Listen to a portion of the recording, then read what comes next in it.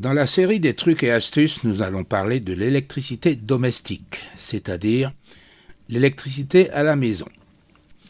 Étant donné que l'électricité n'est pas sans danger, cette rubrique s'adresse en priorité aux personnes qui bricolent et sont en général capables de remplacer une fiche sur une rallonge, voire une prise de courant ou un interrupteur.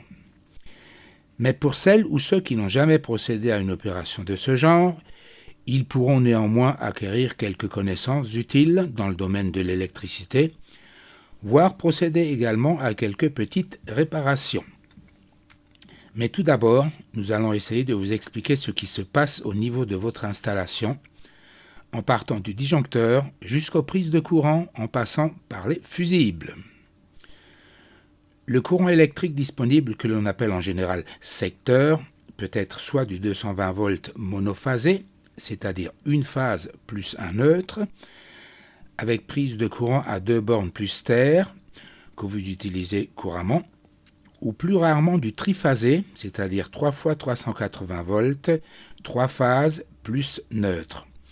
Celui-ci n'étant plus installé dans les maisons individuelles depuis pas mal d'années. Une petite parenthèse s'impose. Depuis les années 2000, les tensions secteurs ne sont plus de 220 et 380, mais standardisées à 230 et 400 volts respectivement pour le monophasé et le triphasé. En général, au niveau d'une prise de courant standard, l'on trouve une tension qui se situe aux alentours de 225 volts. Voilà pour le contenu. Par contre, il y a un autre paramètre à prendre en compte. Il s'agit de l'intensité disponible au niveau de votre disjoncteur, réglée soit par votre électricien ou votre fournisseur d'électricité, et qui fait l'objet d'un verrouillage à l'accès intérieur de celui-ci. Elle s'exprime en ampères et s'affiche dans une petite fenêtre. Il en est de même pour les fusibles. Ceux-ci sont en général répartis par circuit, comme par exemple le circuit lumière, prise de courant, chauffage, four électrique, chauffe-eau, etc. Attention, si un fusible est défectueux, ou comme on dit couramment, il a sauté, il ne s'agit pas de simplement le remplacer, puisque dans la majorité des cas, cela veut dire qu'il y a un problème soit de surcharge, c'est-à-dire le courant consommé est supérieur au courant pour lequel le fusible a été construit, et qu'il est impératif de trouver la source de celui-ci en procédant par élimination. Faute de quoi, le fait d'insister pourrait provoquer plus de dégâts, voire un incendie au niveau de l'appareil défectueux.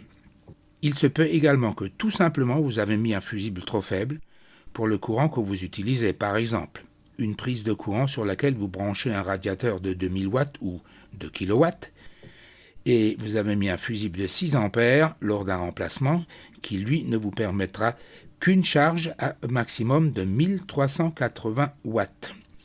La formule pour calculer étant toute simple, pour connaître la puissance en watts, il suffit de multiplier tout simplement les volts par les ampères. Exemple, 230 volts multiplié par 10 ampères, ce qui donne 2300 watts. Il n'y a vraiment pas plus simple. Ceci dit, il existe heureusement des fusibles automatiques qu'il suffit de réenclencher après un défaut sans être obligé de remplacer et de vider votre stock de fusibles.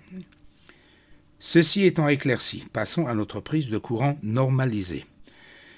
Elle se compose de 3 broches, 2 femelles et une mâle.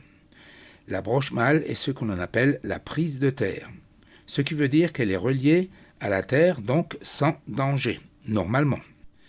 Celle-ci est reliée via le câble d'alimentation à la masse métallique de votre appareil électrique, machine à laver, frigo, congélateur, etc., et sert d'une part de protection en éliminant les fuites de courant éventuelles vers la terre, et d'autre part à détecter ces fuites à l'aide d'un système appelé différentiel, et qui, au-delà d'une certaine valeur de fuite, n'excédant pas quelques dizaines, voire quelques centaines de milliampères, fera disjoncter ou sauter votre disjoncteur.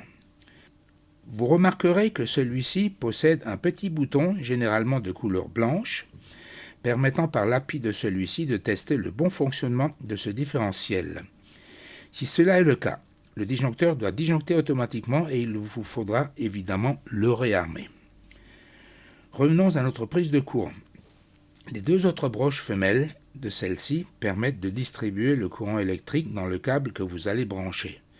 L'une est appelée la phase et l'autre le neutre. Le neutre se trouve comme la prise de terre au même potentiel et comme son nom l'indique, il est neutre et ne présente aucun danger. Par contre, la phase, il en va tout autrement, puisqu'en fait, c'est elle qui véhicule ces fameux 230 volts que l'on peut mesurer entre cette phase et le neutre ou la prise de terre.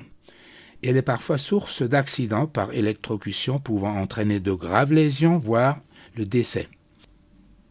Il existe heureusement plusieurs moyens permettant de vérifier si un fil, une borne ou tout autre élément métallique est susceptible d'être en contact avec la phase de votre installation électrique. Le plus simple à votre portée étant le petit tournevis de type testeur que vous pouvez trouver dans n'importe quel magasin d'outillage ou de bricolage et qui permet, par simple contact avec la pointe métallique de celui-ci sur l'élément à tester, de vérifier la présence de ce 230 volts par l'allumage d'une petite ampoule néon incluse dans le corps de ce tournevis. Il permet même de constater, suite à un faible éclairement de cette ampoule, de petites fuites au niveau de la masse métallique d'appareil étant muni de prise de terre et ayant par exemple une coupure accidentelle du fil de la prise de terre, ce qui peut vous éviter un accident. Néanmoins, certains appareils comme par exemple une lampe de bureau, n'ayant pas de prise de terre, vous pourrez également constater un faible éclairement de votre testeur, ce qui ne veut pas dire qu'il y a danger, mais tout simplement de très faibles fuites par capacité parasite, ce qui est normal. Mais si vous voulez procéder au test de présence de la phase sur une prise normalisée, vous aurez remarqué qu'il est impossible d'introduire la pointe du testeur, les trous étant bouchés. Cela est dû au système de sécurité qui bloque l'accès aux deux ouvertures au cas où, par exemple, un enfant s'amuserait à introduire un objet métallique comme par exemple un clou, une vis ou tout autre objet, ce qui pourrait lui être fatal. Donc pour accéder aux deux contacts, il est nécessaire d'introduire simultanément les deux contacts d'une fiche normalisée, comme celle que vous avez par exemple sur votre rallonge. D'ailleurs, le fait de faire déplacer la sécurité interne au niveau de ces prises explique pourquoi l'introduction d'une fiche nécessite parfois un minimum de force et de dextérité selon la qualité de certaines prises bas de gamme.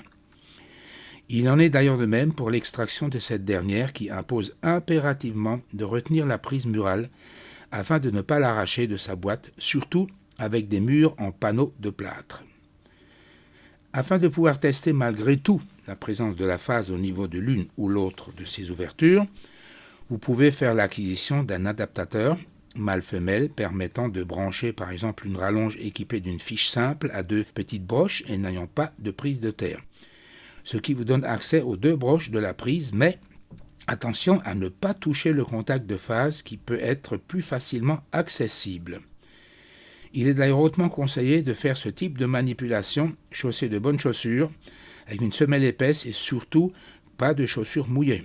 Cela est surtout important si vous avez du carrelage au sol. De même, lors d'une manipulation, évitez de toucher quelque chose avec la main restée libre. Comme les prises et les fiches, le branchement des fils est également normalisé. Et sur certains matériels, vous pouvez lire la lettre N pour le neutre, P ou L pour la phase, et le sigle terre que vous voyez à l'écran.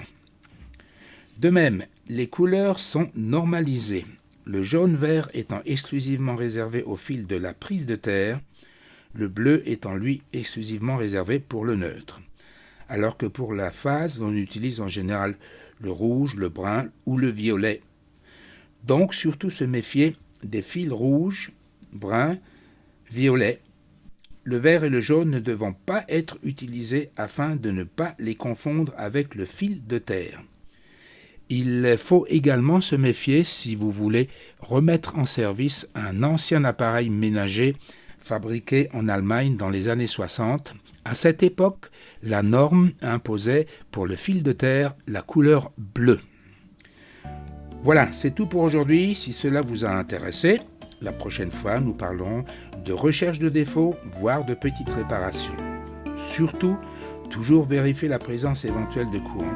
Une erreur de couleur est toujours possible lors de l'installation.